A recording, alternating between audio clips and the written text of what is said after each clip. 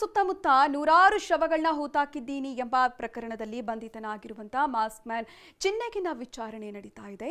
ವಿಚಾರಣೆ ವೇಳೆ ಎಸ್ಐಟಿ ಅಧಿಕಾರಿಗಳಿಗೆ ಸ್ಫೋಟಕ ಮಾಹಿತಿ ಸಿಕ್ಕಿದೆ.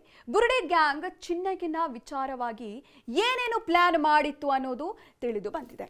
ಉನ್ನತ ಮೂಲಗಳಿಂದ TV9ಗೆ ಲಭ್ಯವಾಗಿರುವಂತಹ ಮಾಹಿತಿಯ ಪ್ರಕಾರ ಒಂದು ವೇಳೆ ಚಿನ್ನಯ್ಯ ಸಿಕ್ಕಿಬಿದ್ರೆ ಯಾವ ರೀತಿ ಬಿಂಬಿಸಬೇಕು ಅನ್ನೋದನ್ನ ಮೊದಲೇ ವಿಡಿಯೋ ಮಾಡಿ ಇಡ್ಲಾಗಿತ್ತಂತೆ.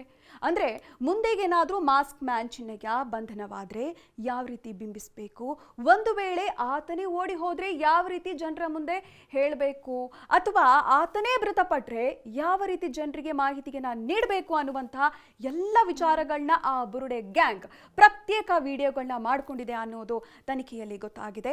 ಒಂದಲ್ಲ ಎರಡಲ್ಲ 25ಕ್ಕೂ ಹೆಚ್ಚು ವಿಡಿಯೋಗಳನ್ನ ಚಿತ್ರೀಕರಿಸಿದ್ದು ಅವೆಲ್ಲವೂ ಸಂದರ್ಶನ ಶೈಲಿಯಲ್ಲಿ ಹಾಗೆ ವಿಭಿನ್ನ ಮಾದರಿಯಲ್ಲಿ ರೆಡಿ ಮಾಡಲಾಗಿತ್ತು ಅಂತ ಬಾಯ್ಬಿಟ್ಟಿದ್ದಾನೆ ಮಾಸ್ಕ್ ಮ್ಯಾನ್.